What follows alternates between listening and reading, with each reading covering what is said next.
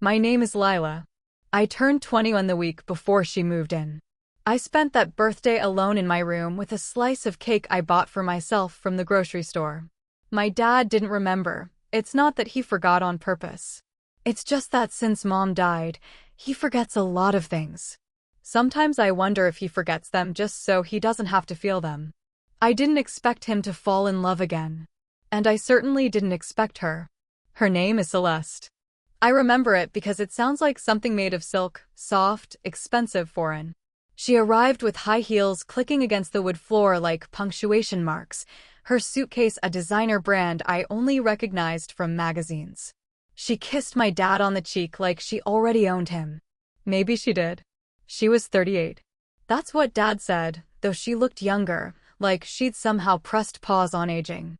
Her hair was dark and sleek, her eyes a sharp gray-blue that didn't seem to miss anything. And her voice, low, smooth, controlled.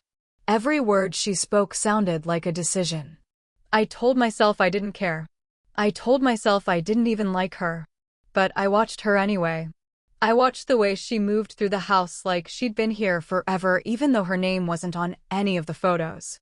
Even though Mom's perfume still lingered faintly in the upstairs hallway, tucked away in a bottle no one touched. Celeste never touched Mom's things. But she never asked about them either. She just existed around them. Elegant. Effortless. Unapologetically separate. And somehow I hated her for that. And wanted to understand her even more. The first real conversation we had was over coffee.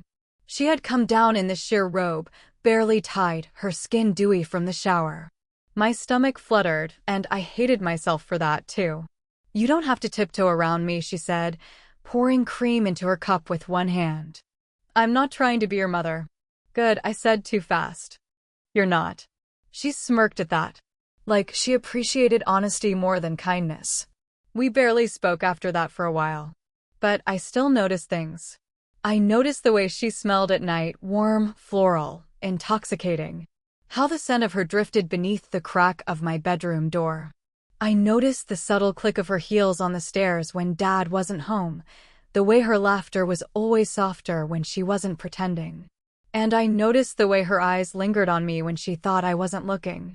Sometimes I would come downstairs in a tank top and pajama shorts, expecting no one to be awake.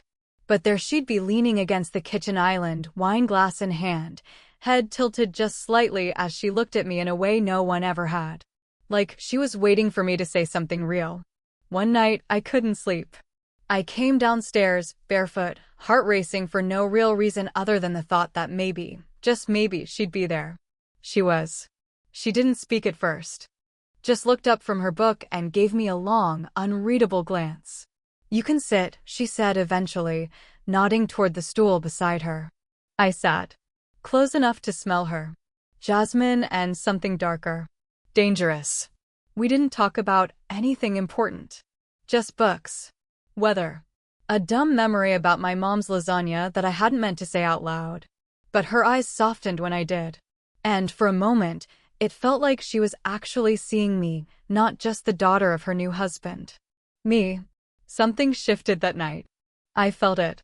I know she did too. She touched my hand when I stood to leave. Just a brush of fingers. Barely anything. But it was enough. Enough to make me lie awake for hours. Enough to make me question myself. My body. My wants. Enough to make me wonder who I'd become, and who she already was. Because Celeste wasn't just my father's wife. She was something else entirely. And she had just started to open the door. I tried to convince myself I imagined it, that the softness in her touch meant nothing, that the way she looked at me in the kitchen was just politeness wrapped in elegance. But something had shifted since that night. I wasn't just seeing her anymore. I was watching her. And worse, she knew. It was in the smallest things. The way she walked into a room and seemed to sense exactly where my eyes were. She never looked surprised. She never looked away. She just paused. She didn't wear bras around the house.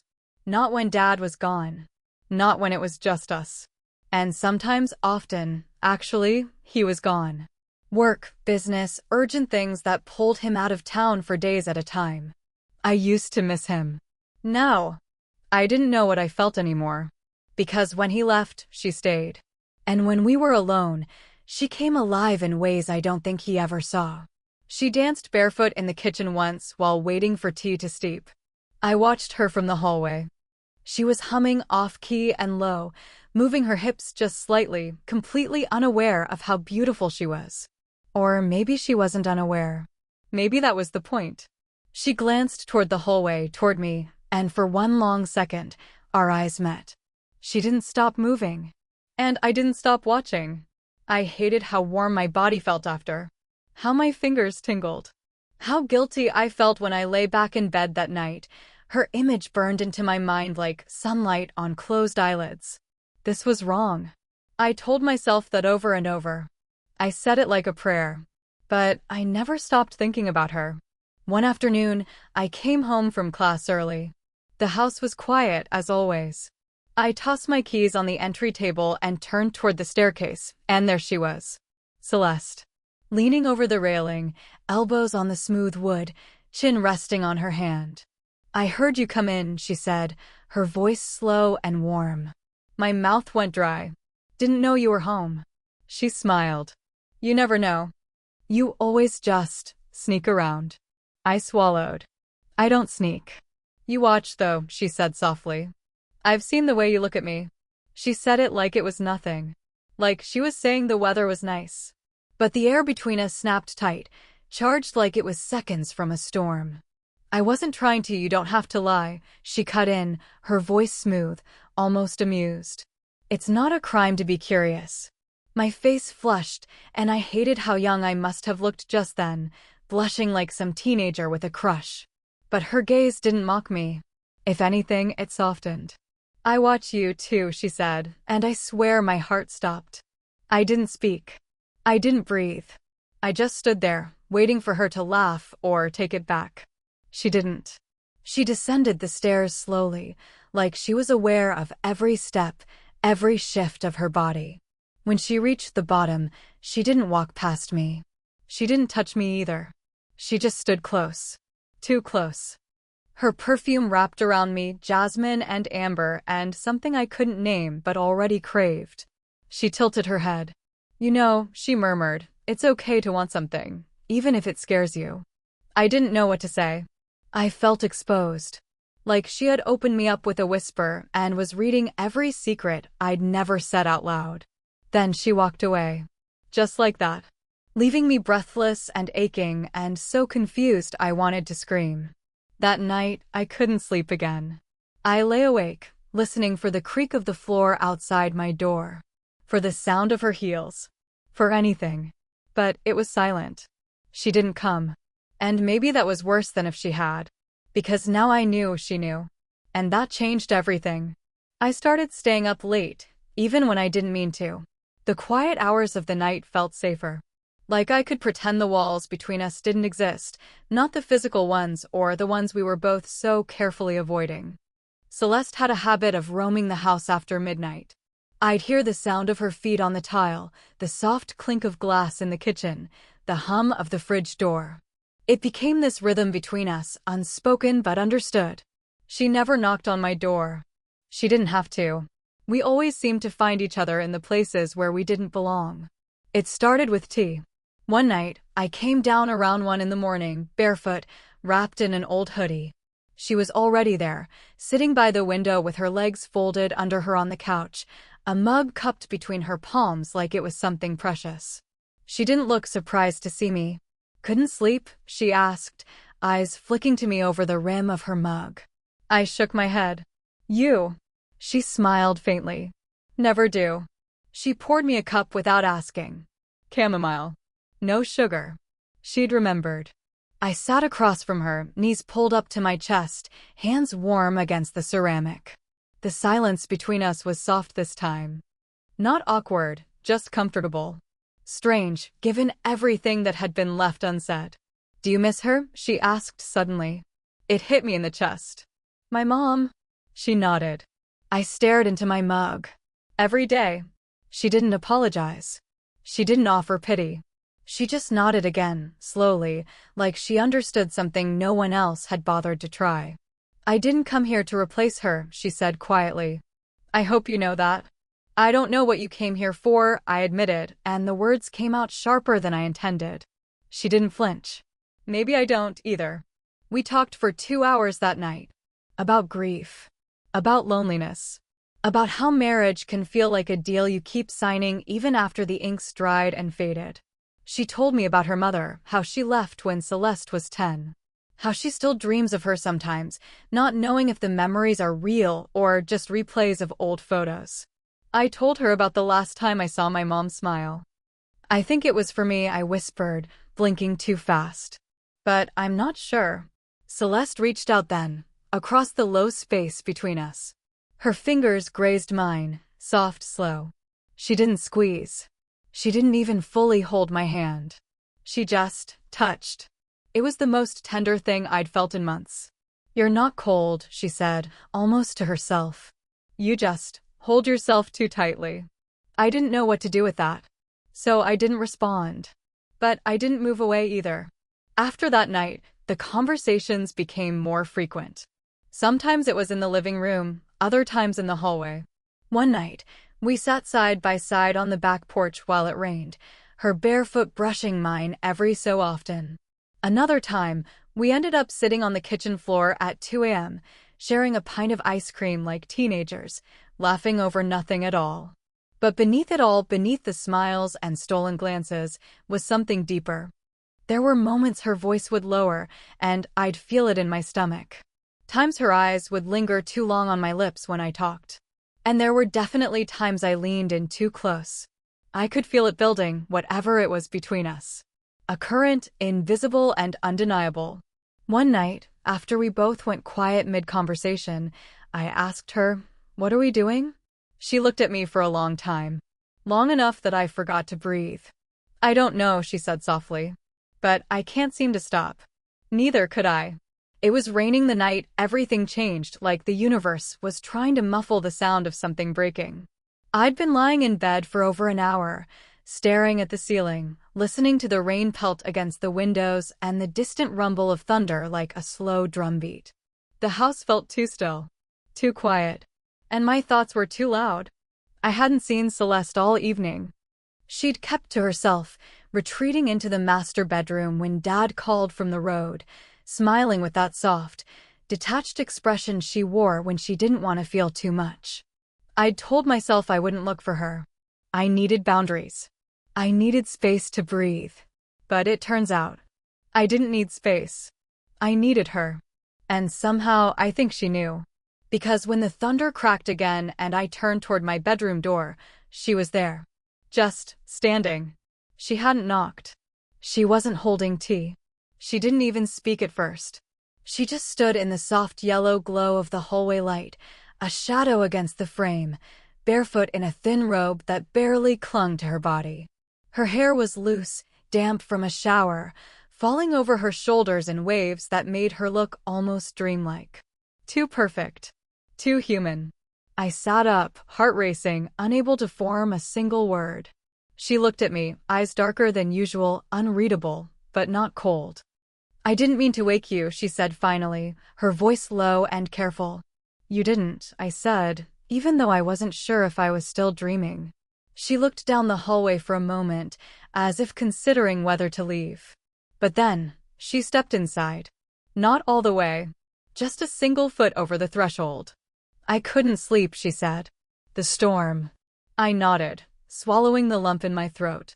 "Yeah, it's loud." Silence again. But not the empty kind. This was thick, dense, filled with things neither of us could name. Her eyes moved around my room, landing on the books stacked beside my bed, the half-drunk glass of water on the nightstand, the sweatshirt draped over my chair. Then back to me. She tilted her head just slightly. "Do you mind if I sit?" My breath caught. "Here." Her smile was small. Not playful. Almost shy. "Only if it's okay." I nodded, barely able to speak. She walked in slowly, like every step was permission. She sat on the edge of my bed, her back to me at first, facing the window. Her robe shifted, revealing the curve of her shoulder, pale and smooth in the dim light. Neither of us said anything for a long time. I watched the rise and fall of her breath. I memorized it. I keep thinking, she whispered suddenly, that I'm playing a part in someone else's story. That none of this is real. That I'll wake up and it'll all be gone. I wasn't sure what she meant us, this house, my father. I feel that too sometimes, I said softly. Like I don't belong in any of the rooms I walk through. She turned to face me then. Fully. Her eyes met mine, and there was no mask on her face. Just vulnerability. Something raw. You do belong, she said. More than anyone. My throat tightened. So do you. She stared at me like she didn't believe that, like she wanted to, but couldn't. And then, slowly, she reached for my hand. Her fingers were cool. Delicate. She didn't squeeze, just held it, resting on top like she was asking permission in silence. I didn't pull away. I didn't even blink. She exhaled shakily, her thumb brushing the top of mine. Sometimes I think you see me better than anyone ever has. I do, I whispered. The air between us crackled like the storm outside. Her robe slipped just slightly, revealing more skin. I could see the flutter of her pulse at her neck. We were sitting too close. We were touching. We were saying things we should never say. But no one stopped it. She stayed for another 5 minutes. We didn't move. We didn't speak. Just sat there in the dark, hands gently laced, the quiet too intimate to feel innocent anymore. And when she finally stood to leave, she let her fingers linger in mine a few seconds too long. Then she was gone. But I couldn't unfeel her. And I didn't want to. She didn't come to my room again for a while. But something between us had shifted since the night she stood in my doorway, something quiet and constant, like a second heartbeat. Every glance, every brush of her hand against mine in the kitchen, every soft word at the edge of a sentence carried more weight now. It wasn't just subtext anymore. It was tension, and it was growing. And I knew, without her saying it, that she felt it too. That week, Dad came home. The house felt smaller with him in it. Not because he was loud, but because he was unaware. Oblivious to the undercurrent flowing between his daughter and his wife. We both pretended around him. We smiled when he entered a room, laughed when he tried to joke about how his girls never got along so well. But every time Celeste looked at me when his back was turned, I felt like I was burning. Then he left again. Just a quick trip, he said. A few nights. Nothing out of the ordinary. But everything felt different now. The night he left, I stayed in bed for hours, tossing and turning. I read the same page of a book 5 times, the words slipping through me like water. My window was cracked, and the summer breeze made the curtains dance softly. The house was quiet. Too quiet. And then, like she was answering a question I hadn't asked, she came in. She didn't knock this time. She didn't wait at the doorway like before. She walked in and sat on my bed. She wore the same robe, light gray satin, barely tied, slipping off one shoulder like it had given up the pretense of covering anything. Her legs were bare. She smelled like something warm and floral, but not sweet, more like smoke after roses. I couldn't speak at first. I couldn't move. She looked at me like she had every right to be there. "Can I stay a while?" she asked. I nodded, afraid that if I said anything, I'd ruin the moment, or worse, say something honest. She tucked her legs beneath her and sat sideways, our knees almost touching. The bed dipped slightly beneath her weight, and I felt every inch of it. "I had a dream last night," she said quietly. "What about?" She tilted her head, smiling to herself. "You." My breath caught. "I don't remember what we were doing," she continued. "But I remember how I felt. Like I was safe. Like I could let go of everything." I stared at her, my heart in my throat. She looked down at my hand, resting on the sheet between us, and then back up to me. "Do you ever feel like you're pretending to be someone else just to survive?" "All the time," I said. "I feel it with your father," she whispered. "Like I'm playing a version of myself he wants to believe in. But when I'm with you, it's different." We were too close now. Her robe had shifted again, exposing more of her collarbone, the line where her neck met her shoulder. I wanted to touch her. I wanted to lay my head there and forget everything. She reached for my hand. This time, she held it fully, no hesitation. Her thumb grazed my knuckles, and I felt my whole body lean toward her without meaning to. She looked up at me. Her voice trembled. "Tell me if you want me to stop." I didn't. I couldn't. So I didn't say anything. I just let my hand close around hers. And then she leaned in so slow, like she was giving me 1,000 chances to pull away. But I didn't move. Her lips brushed my cheek. Just once. Just barely. But it was enough to make my eyes flutter shut. Enough to make my skin burn. Then she pressed her forehead to mine. "I shouldn't be here," she whispered. But she didn't move. Neither did I. The silence between us stretched and held, this fragile thread between what we knew and what we wanted. She pulled back only slightly, enough to see my face. "I don't want to hurt you," she said. "You're not," I breathed. "Not yet." She stayed with me for a long while after that. We didn't kiss. We didn't touch again. But her presence beside me, her warmth, her breath, the weight of her body on my bed, was more intimate than anything I'd ever known. And when she left, I didn't feel relief. I felt empty, because I knew the next time wouldn't stop there. And we both wanted there to be a next time. I didn't sleep the night she sat on my bed. I just lay there, staring at the ceiling, my body still humming from where hers had been. The sheets smelled like her, like warmth and jasmine, and the dizzying ache of something forbidden. Every part of me felt like it had been touched, even though she'd barely done anything. And that was the most dangerous part. It hadn't even happened yet. And I was already hers. The next day was quiet. Too quiet.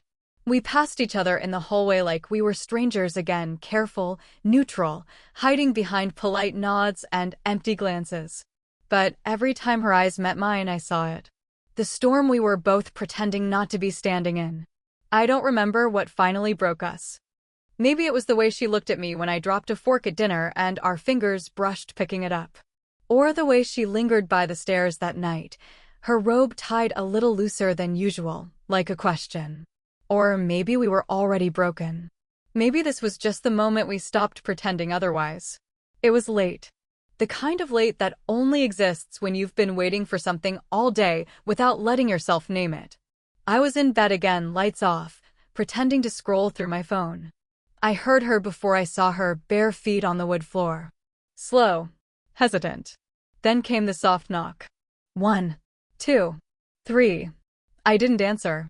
I didn't have to. She opened the door quietly and stepped inside like she belonged there. She stood at the edge of my bed, wearing a long, deep blue silk robe. Her hair was down, messy like she hadn't bothered with anything else. She didn't speak. Neither did I. She sat down beside me, slower this time. More certain. I turned toward her, my breath shallow. She touched my cheek. Just a fingertip, tracing the edge of my face like she was memorizing it. "I told myself I wouldn't do this," she whispered. "I know." Her hand moved down to my collarbone, and I leaned into her without thinking. The weight of it, the want, the guilt, the silence, crashed all at once. But we didn't stop. Her lips brushed mine first, soft and tentative. "A question." I answered with a kiss that trembled in its certainty. When our mouths met again, it was different. Deeper. Slower. Like we'd both been holding our breath for days, and this was finally the exhale. She let me touch her, her waist, her back, the delicate skin beneath her robe. Every inch of her felt like something sacred and dangerous all at once. Her breath hitched when my fingers slid under the silk. But she didn't stop me. She pulled me closer. "I've never wanted something I shouldn't have this badly," she murmured against my neck. "Then don't pretend it's wrong," I whispered. "Not right now." And for once, she didn't. She let me pull her down onto the bed, her body fitting against mine like it belonged there. We moved slowly, like we were afraid of breaking something fragile between us. I kissed the hollow of her throat and felt her shiver. She ran her fingers through my hair, tilting my face up to kiss me again, deeper this time, hungrier, but still cautious. Like we both knew we were standing at the edge of something we couldn't come back from. But there was no fear now. Only heat. And need. And relief. Because we were done pretending. We undressed in pieces, not all at once. Her robe slipping open. My tank top pushed up. The soft gasp when our bare skin met. We moved like people who knew they shouldn't be doing this, but also like people who couldn't bear the thought of not doing it. There were no labels. No questions. No plans. Only hands. Mouths. Quiet moans. Shaking breaths. She whispered my name like it hurt to say it. And when it was over, she didn't run. She stayed wrapped in the sheet beside me, one hand resting over my ribs like she needed to feel my heartbeat to believe any of it had been real. We didn't speak for a long time, but I felt her shift closer, felt her lips graze my temple. I don't know what happens now, she said softly. Neither did I. But I knew this, I wasn't ashamed. Because that night, I didn't feel lost.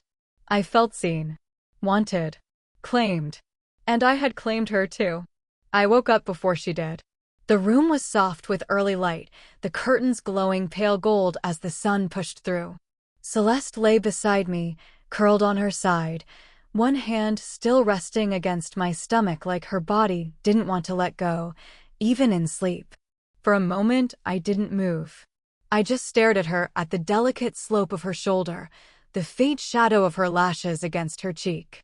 She looked so peaceful, so normal. Like this was just a morning after, not the morning after. But it was. And we both knew it. Her robe was draped over the edge of the bed, one strap hanging to the floor. The sheet covered most of her, but I could still feel her warmth against my skin. The scent of her lingered in the pillow beside mine.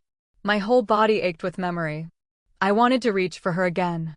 I wanted to press my lips to her shoulder and pretend we lived in a world where this could be real. But I didn't. Because even in that stillness, I felt the weight settling around us. This wasn't freedom. It was gravity. And we were already deep in the pool. Celeste stirred beside me. She didn't open her eyes right away. She just shifted, her hand brushing against mine, then paused, like her body remembered where she was before her mind did. When she finally looked at me, her eyes were soft. But not light. She exhaled. "You're awake." I nodded. "Yeah." She didn't speak for a long moment. Her gaze flicked to the ceiling, then back to me. I watched something close behind her eyes. Not regret. But maybe resignation. "I should go," she whispered. The words hit harder than I expected. "You don't have to," I said, even though I knew she did. She gave me a look I couldn't read. Her fingers slipped from mine slowly, deliberately, like she was trying not to wake whatever fragile thing had bloomed between us. "I do," she said. She sat up and pulled the sheet around her, gathering her robe from the side of the bed. Her back was to me now, but I could see her shoulders tremble slightly when she stood. She didn't look at me as she slipped into the robe, tying the knot in silence. Something about watching her dress again, putting the walls back up, pulling the night away from her skin, made my throat tighten. "I meant what I said last night," I told her. "You don't have to pretend with me." She turned then, her eyes glistening but steady. "But I do, Lila. Everywhere else. I do. Even here."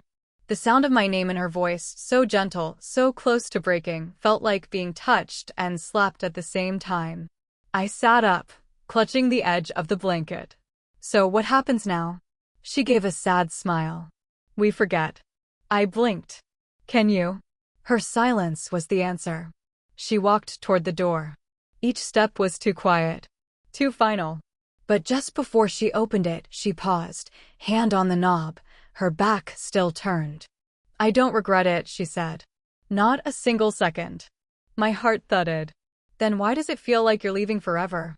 She turned halfway, her voice barely audible. "Because I know myself.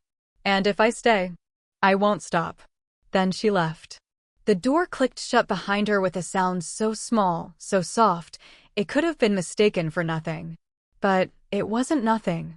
It was the moment we became real. And the moment we stopped being safe. I didn't cry right away. I just lay there, the sheets still warm from her body, the scent of her still pressed into my skin. Everything around me felt fragile. Like if I moved too fast, it would all fall apart. "I don't know how we'll exist in this house now." How we'll make eye contact across a dinner table without remembering. How she'll hug my father with hands that once held me. How I'll walk past her closed door at night and not ache. But I do know this. What we did can't be undone. And whether it was a mistake or a miracle, it changed everything. She came into my room. And I let her. And I would again.